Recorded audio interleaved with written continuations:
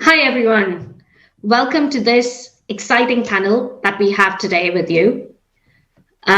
We have today four excellent panelists with us, starting with Priya Sharma, who's the CEO, COO, CFO, and co-founder of Zest Money.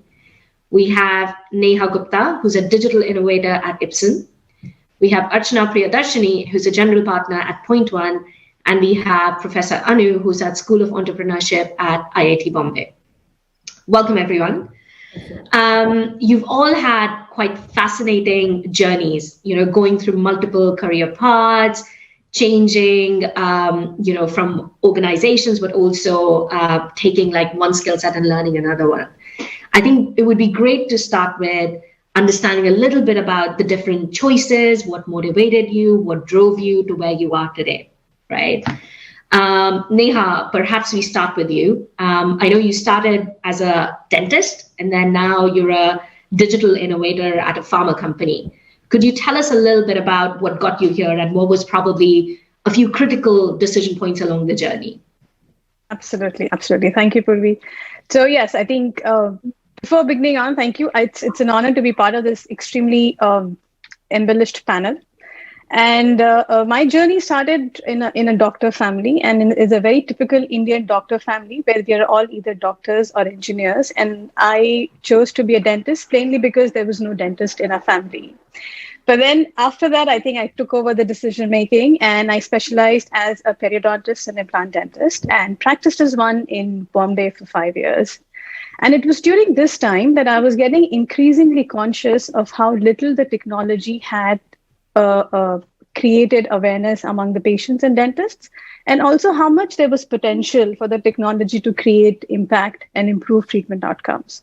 So one of the research proposals that I wrote, which was around creating an online course for empowering patients and dentists, got selected as one of the 20 across the world. And they gave me a scholarship to design this course with University of Hong Kong for Coursera. This was my first brush as in healthcare, not being a doctor, but on the other side, where I was working in this intersection of healthcare and technology, and I loved it. But I also realized that I needed to increase my understanding of business in healthcare, because up until now, I had a perspective only of patients and doctors. That got to the point of University of Oxford, where I joined their 1-year MBA program, and got a much more understanding of the business in healthcare and started getting hooked by the innovation and the startup health ecosystem. Completing this MBA, I then joined a venture capital firm looking at their digital health investments for a short period of time. While I was enjoying that work, I was also conscious that I was far removed from the end user, the actual problem, and the action on the ground. So I quit that job and I joined a startup. Let's say the startup bug finally caught me. And I joined a remote patient monitoring solution in London who had just closed a Series A and were ramping up to get into a scale-up mode. I was with them for 2.5 years, where we grew from 20 people team to around 150. And over the period of time, I matured as a person who understood what is scaling and innovation, what is product management. From there, today, I'm part of a strategy innovation team in a specialty care pharma, Ipsen, where I'm driving digital innovation from within an established pharmaceutical company. So that in itself is a little bit of a roundabout view of how, as a dentist, I landed up today and as a digital innovator. That's great. Absolutely, right? And I think innovation is probably one of the common threads, right, driving most of us. So who better to ask Priya, right? Priya, I believe you've gone from investment banking to fintech to starting your own company, which is now a household brand name, right? So it would be great to hear a little bit about your journey. Sure. Thank you for that, intro, and thank you for having me. And nice to meet everyone on this panel. So my journey began obviously in India at IIT BHU, where I think like the most of us, I spent my time, basically learning whatever was kind of going on around us, and then graduated in 2001. And at that time, obviously, the software boom was happening, and we all kind of jumped ship from whatever engineering course that we had done into the software jobs that were basically being handed out very easily on the campus. So in that sense, it began as a very normal, stereotypical kind of a journey. But then my first job was this company called Sapient. They were a US company. They were just setting up shop in Delhi, in Gurgaon. So I was one of their early employees, and there I actually really got sort of into the MNC or US work culture, as I call it, and then got an opportunity to move with them to the US. And there I started realizing that I actually preferred to be more on the business side of things. So slowly I started moving from being a software engineer to more of a business analyst, or these type of roles, and then decided to join Deloitte in New York in their consulting practice. And that's when I thought, I should move further into business, and decided to go to London Business School to get a real education in business. And that's when I thought, what, I'm in London. This is 2006, 2007. This is my only chance to actually learn about finance, which I knew nothing about. I never studied anything in finance all my life.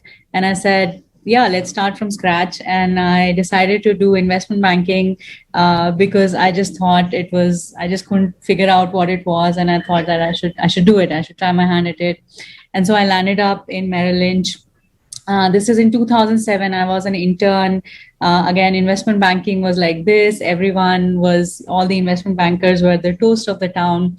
But then by the time I actually joined them in a final or a full-time role in 2008, the investment banks were all kind of crashing down. And obviously, we all know the Lehman and also the Merrill Lynch kind of story where Merrill Lynch was bought out by Bank of America. So I really lived through that cycle, and it was a very interesting time for me to be in investment banking. And very tough times. It was the best of times. It was the worst of times, kind of. And there, actually, I started working. I used to do M&A work, so mergers and acquisitions, advisory. And then I've started focusing on technology, media, and telecom companies. And that's when I realized that actually I really preferred the technology companies, or I was able to understand what their product was. And, I was able to do much better at what I was doing in terms of, the M&A work. And during my journey, I met a few entrepreneurs. We did a few, financing rounds for them, and I started getting really inspired by them. And really, I think that was the first time that I thought to myself that maybe I should, leave investment banking or consulting type of work that I've been doing all my life and move towards startups. So with that in mind, and given I was in London, I found Wonga.com, which was one of the earliest fintech companies in the world.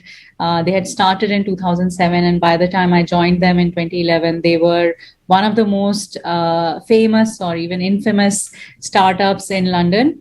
And I joined them, and I had a one-line, role. Basically, I met the founder, and he said, "Oh, you're Indian, and we're looking at expanding in India, and why don't you go to India and figure out like what we can do there?" And I said, "Oh, okay, wow, this is interesting." So I basically got on a plane from London to Mumbai and got here, and I knew nothing about financial services in India. I knew nothing about actually consumer in India or lending in India or anything to do with any business in India. So it was really sort of baptism by fire. And that is also where I met my other two co-founders. So it was the three of us. It was our project to effectively launch a fintech product in India. And this was back in 2011, 2012, where fintech actually didn't exist in India at that time. And we are actually two women founders, and the third person is a male.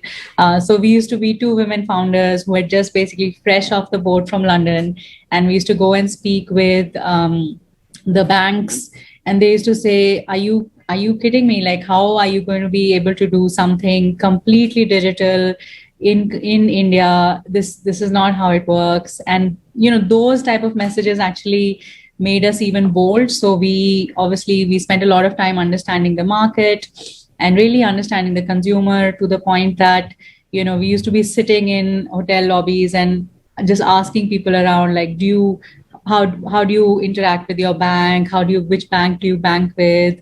What do you think of their services? Or have you heard of Flipkart? Are you shopping online? And this is back in the day when, e-commerce or Flipkart in India was just sort of going, and venture capital in India was pouring into mostly e-commerce, but definitely not into payments and fintech. And we very quickly realized that e-commerce was taking off in India, but payments was inherently broken. And then if you looked at credit within, the financial services, it was even more broken. And one of my favorite stats that I still use to this day is that there are 900 million debit cards in issuance in India, and there's only 25 million unique credit card holders. So if you compare that to a UK or a US or any developed market, the retail credit penetration in India is extremely low. It's like 3% of the population. And we just felt this was, the time was ripe. Smartphones were taking off.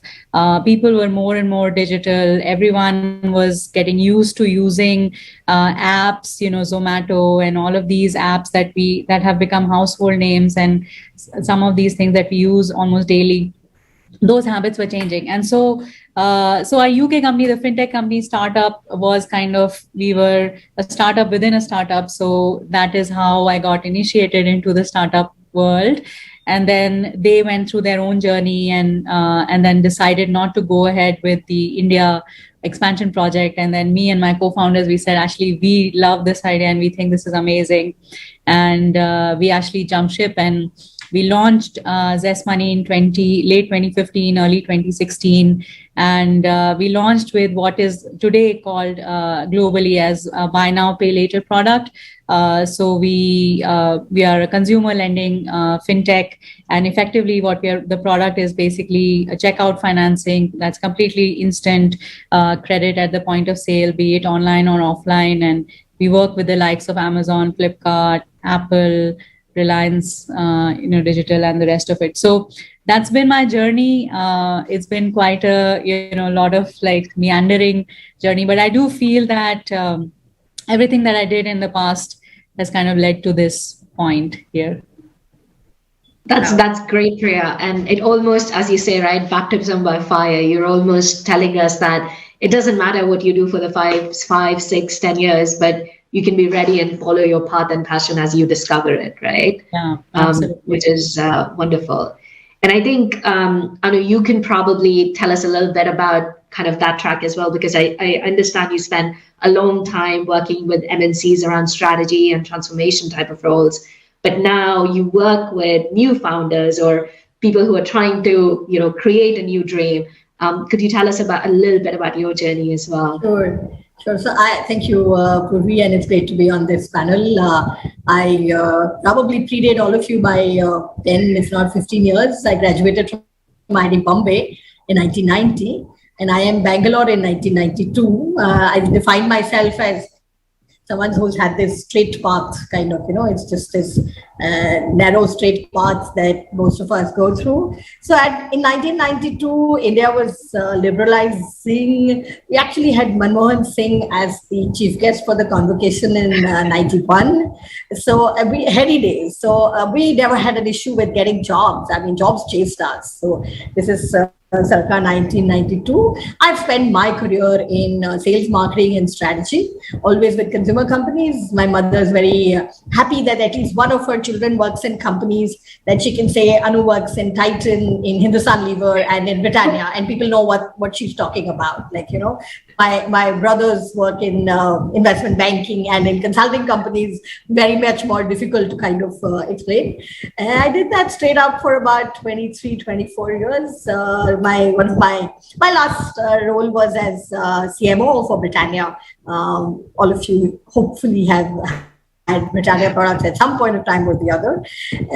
So after this wonderful launch into a career, the thing that I missed was being an entrepreneur, because that boat, that bus, our batch it just didn't happen because, we had these high-flying jobs. So some of us did the 2000.com, but the entrepreneurial bug was far less, let's say, when you've been there in a different kind of environment. So very happy to back to my alma mater. I'm here at IIT Bombay. It's my dream job. I hang out with young people. I guess they're between 18 and 24. Most of my class, 2/3 of my class, I teach the Introduction to Entrepreneurship course. And it's a very hands-on project team, work on an idea kind of course. And they are second-year students. Many of them haven't ever come to campus because of the pandemic, and we're really hoping they'll be back soon. And so I hang out with young folks. I try to teach value versus valuation. And I'm a big believer in value.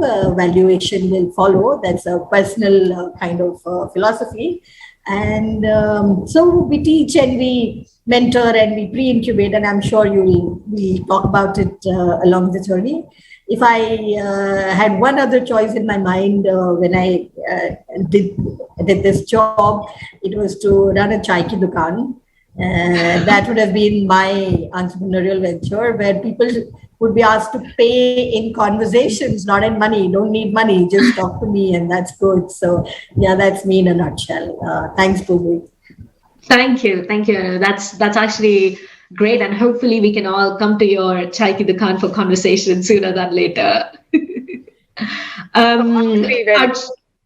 Sorry, I was just saying, I was echoing Purvi. I would be very happy to be part of this chai ki dukaan, loyal customer. Absolutely.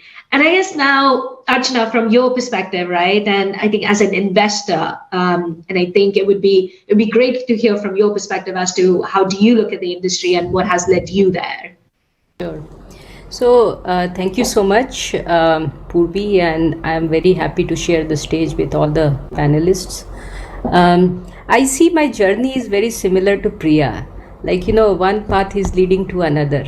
So I didn't know what to do most of the time, and suddenly something happens and I change my course of action because the other thing sounds very exciting at that time. So like all of you, I graduated from IIT Kanpur in 1997, and I divide my career into the 3 buckets. First bucket is when I was a corporate citizen. Second one is when I was an entrepreneur, and third when I'm in VC. So the first bucket from 97 till 2008, I worked in US, and first I was doing programming, and then I switched my job and become a financial product developer. So it was also a shift, but that happened in US, and I was working for companies. Then I moved back to India. I didn't want to do job. So I thought, let's start a business. Without knowing anything about business, I started it. And that idea was also very unusual. I started a chain of gyms in Bangalore. That, I like fitness, so I should be doing that business without even knowing how to run a business. So I started that, organically grew up from one gym to multiple gyms, ran that business for 5 years. And then I got tired that, it's time to call it a quit, because at that time a lot was, like Priya was saying, was happening in Bangalore 2015. And when I was saying, like, why am I making lakhs when I can make crores? So that was the reason. Then one day I decided that I will wrap up my business. I sold all my gyms and then moved into the investment. Initially, I was writing small checks, and then I realized that, writing a small check, I don't learn the whole VC thing, how the company is brought, you invest in the company, grow that, and finally do the exits from there. So I joined a micro VC fund called Unicorn India Venture as a partner, and I led 5 investments. One of the investment gave the 4x return to the entire fund. So after working there for 3.5 years, I decided that, time to move on again. And then I want to be independent. So I set up a small fund called Point One Capital along with 2 my colleagues, Mihir and Ravish. And I also do a lot of personal checks and I also do syndications. So in nutshell, I'm a freelancer angel investor. So I can do anything. Like, I can write free checks, I can invest from my fund, I can do syndication, and I enjoy my freedom. So that's what I do. So for time being, I'm enjoying it, and never plan to do anything. But who knows, maybe a couple of years, I see, maybe I will join politics or become philanthropist. So who knows? So that's my journey so far. So I never thought about, like, planned way that I should be doing MBA and doing investment banking and then set up a fund. I mean, as life comes to me and I see next bigger opportunity, and then I jump on into that. So that's how I started. Oh, that's great. You've basically, the spontaneity in which, and also being able to almost see a trend that might be coming and not be scared of it, but rather jump on it and build on it. So I think all of you have kind of talked through that trend and, the transition that I guess the industry, both in India and globally, has gone through, right? The digital, the tech, and how that's enabled it. So I guess what I would be really interested is, how have you seen that evolve, right? And what would you say almost is the most common challenge for founders today, right? And maybe Professor Anu, we start with you. What do you see today as you interact with a lot of founders? What is the common challenge today? So one caveat I will give you, that most of the founders that I meet are very early stage, because they are either current students. We find that there is a large catchment, which is in people who have worked maybe for 2 or 3 years and are coming back. I mean, after having, settled loans or any obligations that they have had, they come back to do startups. So those are the two typical kinds that I interact with more than, more involved investors, more involved entrepreneurs. I think one of the larger gaps, I may not even call it a challenge, is team. It's the team and the diversity in the team. So it does take a fair bit of mentoring to make them realize that, you can't have two aerospace engineers who have the same skills and profiles. You need not just diversity, but you need a founding team, and not just. So that's one that I would like to speak about. The other one, which I think is also to do with the kind of businesses that we are in, is that most founders are a little more tech obsessed and a little less customer stroke business obsessed. So I don't see either of them as, I think they're just observations and they are addressed by the ecosystem. But yeah, I wouldn't call them challenges really. That's helpful. And Priya, I guess from your perspective, right, because you joined Wonga at a time when fintech was taking off and now you're running your own. So over the 10 years, how have you seen that evolve, and what would you say, might be challenges or interest points for founders today? Yeah, so fintech, globally has evolved phenomenally, actually. So Wonga was very much kind of fintech 1.0. And what we are seeing globally and also in India is that, it's just growing in leaps and bounds. Specifically in India, I think 10 years ago, fintech as a concept didn't exist. And today fintech is everywhere. Everyone talks about it. But it's also, I think the biggest thing that has happened in India, which is actually quite interesting compared to anywhere else in the world, is that a lot of the infrastructure work has been done by the government, actually, which is very, very phenomenal. And it's not something that has happened anywhere in the world. So a lot of today's payments infrastructure is free in India. The rails, are basically done by the government, which is the NPCI, and the entire UPI system, runs on that. And a lot of the apps that we in India use day in, day out, like Google Pay and Phone Pay and Paytm, a lot of that is being built on free government infrastructure, including for someone like us, which is, to do with lending. So we use the Aadhaar infrastructure. So there are certain very large public goods that have been created here in India. But in general, if I talk about the consumer has shifted also considerably. And again, I think in India, that shift is even more exponential compared to the rest of the world.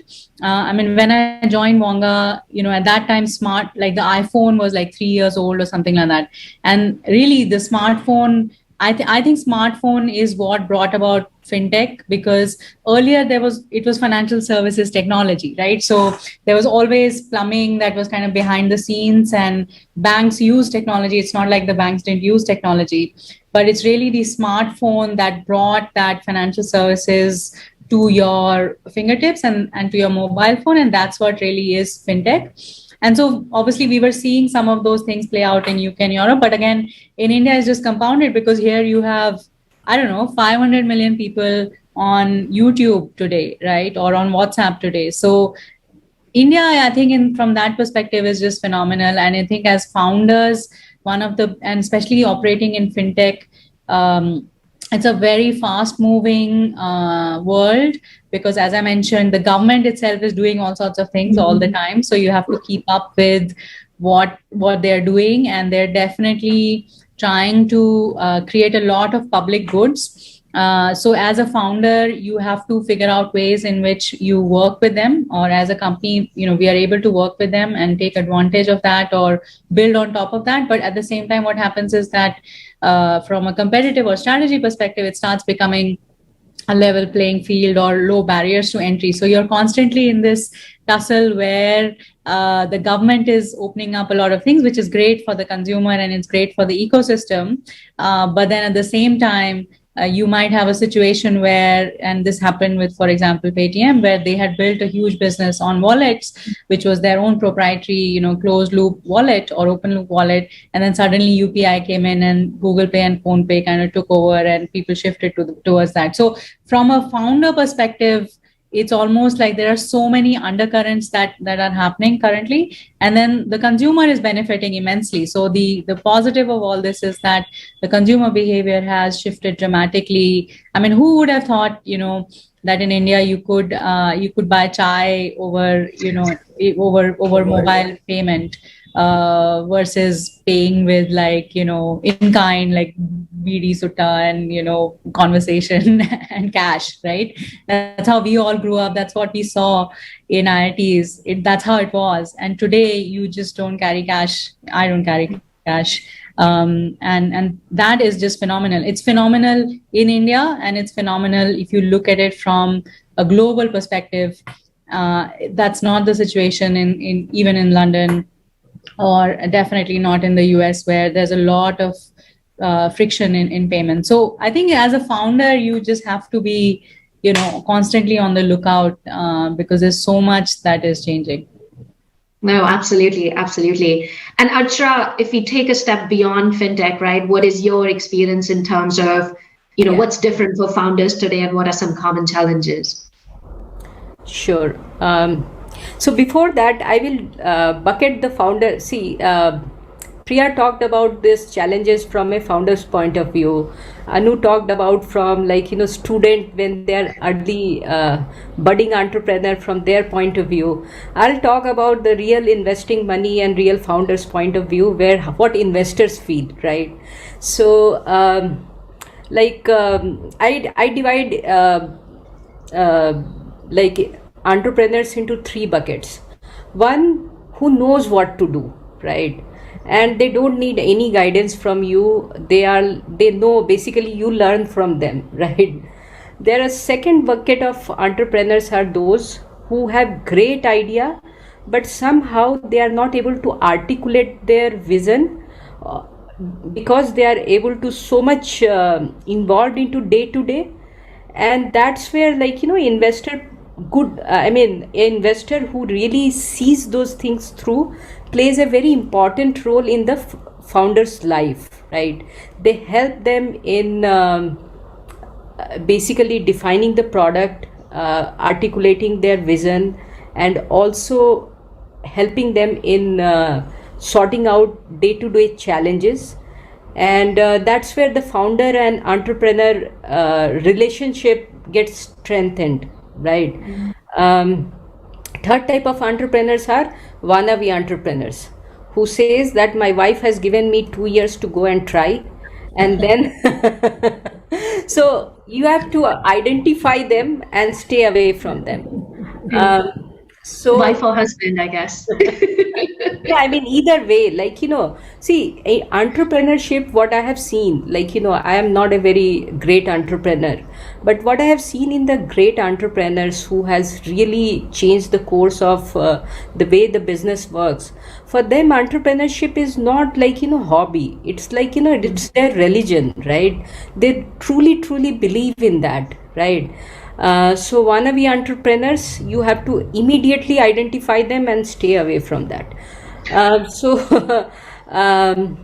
what I have seen in last 4 5 years of my journey, that more and more entrepreneurs are coming in the first block, right? Even if they are fresh off the college, but they understand all the dynamics so well, right? That they just know what to do. They are way more aware, and that's what I see, like, our startup ecosystem is maturing, right? So it gives me a lot of optimism. The second thing is that, like, our entrepreneurs has become much bold. They have started taking the tougher problem to solve. Even moonshot idea is getting tried now, and they get funded, like, some of the companies, Agnicool, Skyroot, and all those kind of companies are coming up in the space tech. 5 years back, I could not even imagine that those kind of companies can get funded. So things have changed. Startup ecosystem is maturing. You have to stay away from the third type. The second type of entrepreneurs I see less and less these days. The first bucket of entrepreneur is increasing, which shows that our startup ecosystem is maturing. No, that's very kind of great way of kind of structuring, right? How to think about different founders, and I'm sure a lot of our listeners are probably thinking which bucket they fall in before they email you or talk to you. Moving on, Neha, I know your role is quite different, right? As you're trying to set up this digital within kind of a pharma company, which is set up. And I want to talk a little bit about kind of some of the biases, right, in digital or tech industry, right? And what do you do differently as you've been trying to set up that team and get more people? How do you set up systems to combat some of the biases, whether it's gender or educational background, or, that would be great to hear, actually. Yeah, no, absolutely. And I think that's very fair. Biases, mostly the cognitive biases, are unfortunately a reality of our world and society. And I do believe that as long as humans are part of a society, we will always have these biases. So coming into a technical business world as a woman and as a non-traditional background, which I think seems to be a theme here, I think the two kinds of biases that I have encountered the most are the gender biases and the confirmational biases. This has been a constant theme across all my interactions, and I don't think it's going to die away anytime soon. So over these years, what I have perfected is a very simple two-step approach. The first is recognizing and becoming aware of these biases. And what I have realized over experience is that these biases need to be differentiated between what is my bias and what is their bias. Because many a times it is my biases which is actually influencing the assessment or my interpretation of their bias. So that distinction, which is essentially recognizing and creating awareness within, has helped me tremendously. And the way I do it is by playing my own devil's advocate, which I don't know if, I think it's a very healthy way of doing introspection, where you go back, think about the intuitive and the reflective action response that came out in a particular situation, and try and analyze it against different set practices, routines, thought processes that you have implicitly within yourself. So that's one step. And the second step is to actually go out and get out of your own echo chamber. So having a very different, diverse background, what I have found is that go out, speak to people, get different perspectives, get different similar differences. And more often than not, the world is much better outside than it is within your own head. So these different perspectives not only have helped me mature my worldview and perspective, they've also more often than not helped me find a solution to a problem that is actually affecting my current process, project, or is a negative outcome which is threatening and is underlying and the underpinning of that is a bias. So that would be a very simple two-step. The first is to actually differentiate what is your bias and what is their bias. And second would be go out, talk to people. I mean, I'm more than happy to have a conversation around any, because this is something that we all as women encounter across multiple aspects of our life. And we all have inherently perfected something or the other which works for us, whether it's a support group, whether it is that one sympathetic white male who will always be on your side. You need to find answers. Also, I would recommend, actually, I read a very interesting book called Feminist Fight Club. It is hilarious. And if you haven't, I would recommend. It talks about real life scenarios and very cutely in a very American fashion gives you advice around how you could deal with everyday workplace feminism, anti-feminism. So yeah, that is a nutshell of how I deal with biases. No, that's a great way. I mean, it shows your sense of awareness, right? Because there's a lot about being aware of our own biases, but then being able to understand the environment where you are, right? And I think as we move towards this post-pandemic world, right? Fingers crossed we get there sooner than later. There is going to be a shift towards what we're calling hybrid work environments, right? And I think my question to each of you, right, and I'm happy to get your comments, is, will that be a challenge for women in tech and entrepreneurship? Will this accelerate some of these biases, right? The whole out of sight, out of mind. And I think, Priya, maybe we start from you. How would you do that differently within your organization? What are things you're thinking about so that you continue to empower every employee in spite of, the forward hybrid work environment and the biases that already exist?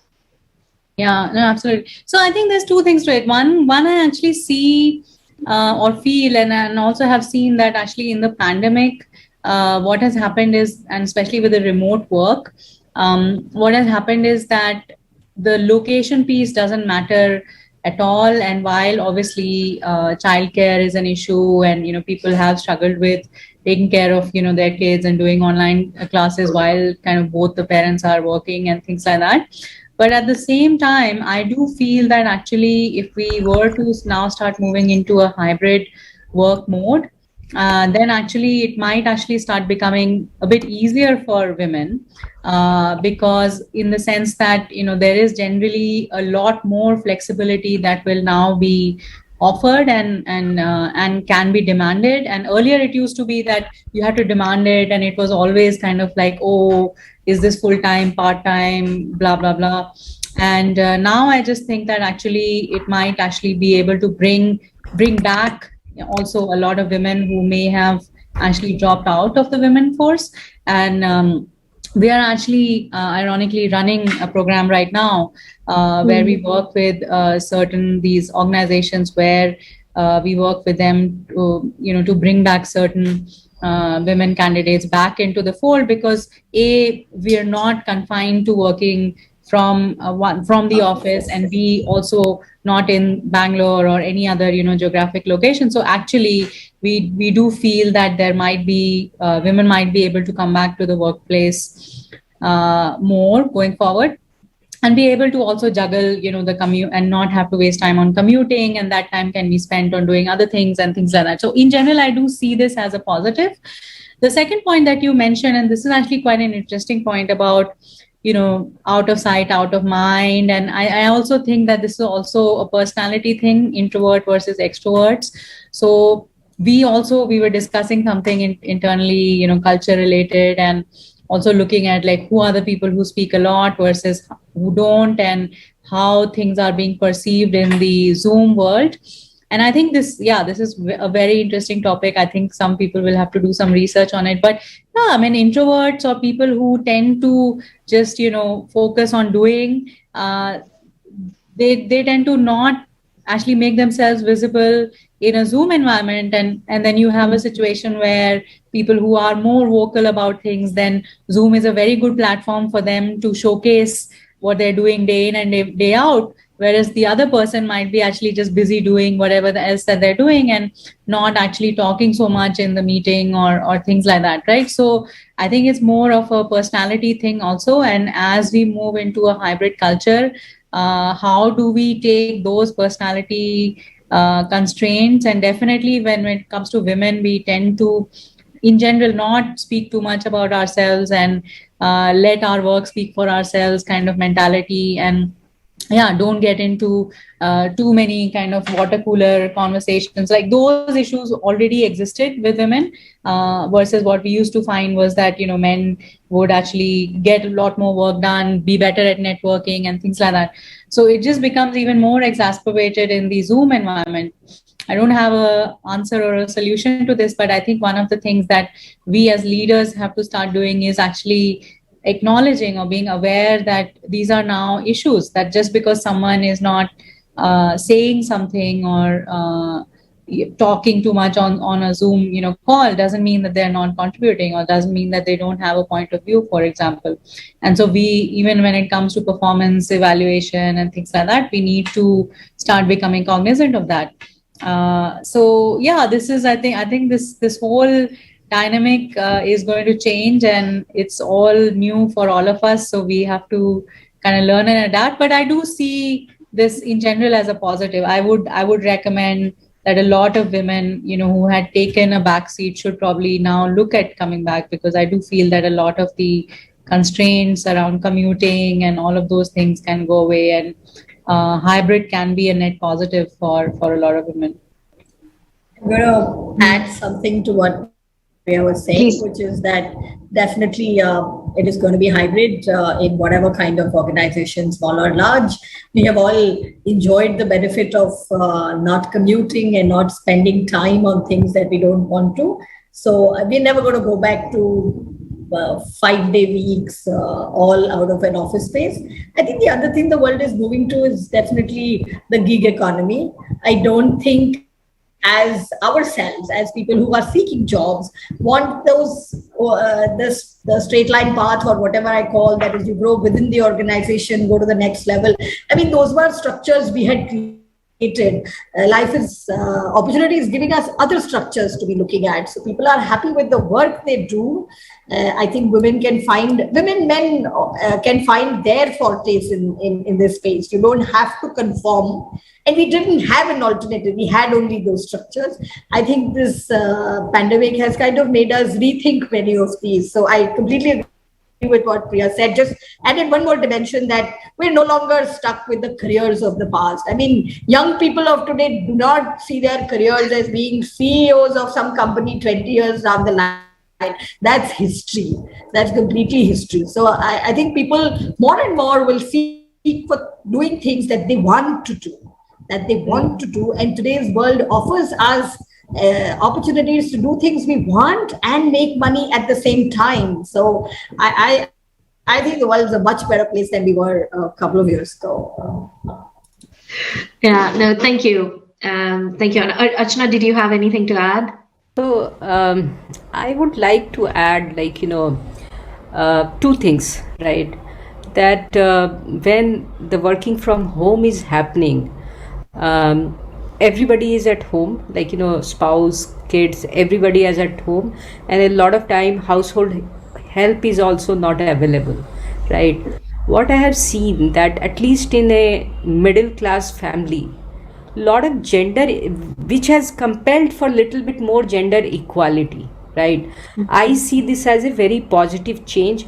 Hope it stays that way. Although in the media there are a lot of things are reported that home violence and this and that, but in the newspaper only exceptions are reported.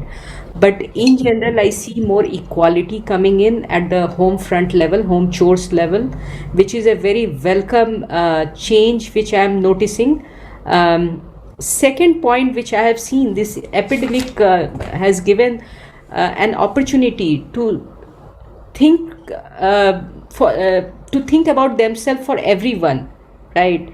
And the positive outcome of that, what I'm seeing, that a lot of women who were stuck in their career, or they wanted to do something, but they were so busy with day to day that there was no time to think about it. So they got an opportunity to sit down and think about themselves.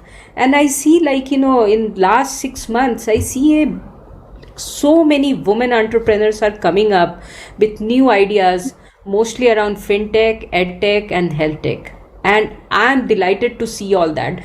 And generally, when I start my pitch call, I always ask that why you have chosen this problem to solve, right? What was your journey to identify this problem, right? And most of the time I hear mostly from a lot of people, including women founder, that COVID gave them time to think about it, right? So COVID has the changes which COVID will be bringing, the changed world order. I think two welcoming thing which I'm seeing: more gender equality at the home front, and second one is more women entrepreneurs are taking a plunge. So that's great, right? And as you say, there are structural changes which will happen because it's been quite an extended period, right? Almost 1.5, 2 years, and we're all going to see kind of how it plays out in our workplaces, in our homes, and fingers crossed in society as a whole, right? We're almost coming to end of time, so I was going to ask one. Oh, I do have a question now from the audience, actually. What aspects of work have you seen the women in your companies and others outperform the men, and how have they been able to capitalize on these advantages? So maybe we'll take a quick answer on that, and then we should head towards closing. Anyone who wants to go on that? So many instances where I've seen in creative spaces, women have outperformed men, and I don't know about I don't think there's enough study to tell you that, they have capitalized on it and this is what has happened because of it. But I think there are definitely some, what women have wanted to do is actually play the entire game and not play just parts of the game. So we want to do all of it. We want to be in tech, we want to be in finance, we want to be in sales. Why shouldn't we? Everybody wants to be. So I don't know whether I would even advise anyone to look for sectors where women do well. It's to be a little bit of a regressive thought. I'm sorry if that's not the right enough answer, but yeah, we could do well in every sector, and we are doing well in every sector, and it calls for many adjustments and so on, and Archana articulated some of them, but I don't know if I did justice, Purvi, to the question. Yeah, I think maybe just to add on that, Prof. Anu, I think I agree, that we should not be, looking at a particular section or an industry or a role. And in my experience, one of the things that I have found generally good that a woman leader does is team building, and that is essentially an empathetic skill that translates into team building. So when you're looking at team building, that's required irrespective of the industry or the role. So in my experience, I think that's a place where we excel a lot. Great. I think we're going to bring the panel to a close. I have one last question for each of you. I guess, what advice would you give to young men and women? Almost, what would you tell your younger selves, right? As people embark on careers in digital or technology or their own entrepreneurial journey. So we'll just go around. I can see, Archana, you're on my top right screen. If you want I have a very simple message. Dream bigger, take risk, take more risk, and follow your heart and dreams. That's all. If you just stick to this, you will do whatever you want to do in your life. Thank you. And Archana, I think both you and Priya have already shown us that you can do anything. Baptism by fire is definitely the mantra. Priya, what would your advice be? I'd say just be curious all the time and really ask questions. And especially if you want to do a startup or start your own business, or even if you're working in business in general or in technology, I think it's important to understand the consumer or the end customer and ask questions about them. And just because something is being done like in a particular manner today doesn't mean that it can't be changed, I would say. No, absolutely, right? And as you say, the environment is changing. The more we can ask questions and be curious, the more we can enhance what's happening. Neha, from your perspective? I think I would say the title of this panel was Fearless and Faultless and Flawless, sorry. And I think definitely be fearless, but the flawless in my head is not having flaws, but it's about owning the flaws, owning the differences. All of us are unique and you be you. Thank you. Amazing. That's great. Thank you. Very well said. Thank you. I would say a couple of things. One is, I think we should just grab every single opportunity, and it's very difficult to recognize if this is an opportunity or that is an opportunity. So in my life, I have rarely said no. And it does come at cost. It does come at cost. It takes time and whatever. But opportunities don't come labeled saying opportunity number 1 and opportunity number 99. They don't come like that. So I think just being aware of the fact that you should look for opportunities and grab whatever comes your way is one thing I want to say. The other one I want to say, which is probably a continuation of what Neha said, I'm a marketing specialist. So for me, that's everybody needs to understand themselves and in a sense, what they stand for, what is their brand value, how are they good, how are they better? And this is for men, women, everybody. How are they better? How are they different from somebody else? And play to strengths. I mean, it's absolutely play to strengths. I completely agree. There is no need for flawless, but the Japanese have a way of covering their flaws with golden apple and heightening it. So understanding what you are good at, understanding what you're not good at, and being true to yourself is perhaps the only advice I would give. In addition to grab as many opportunities as you can. And we didn't do the network part, and it's not important, but just go out. I mean, go out in whatever form. Put yourself out, make friends. There is no dearth to opportunities in this world. You just have to put yourself out to first recognize them and then accept them. No, absolutely. I think if I had to summarize everything we heard today, I would probably summarize as dream big, be curious, own your flaws, and seize every opportunity that comes your way. So on that note, thank you everyone for joining us today. And it was a pleasure to be here, and hopefully the audience enjoyed it as much as I did, for sure. Thank you.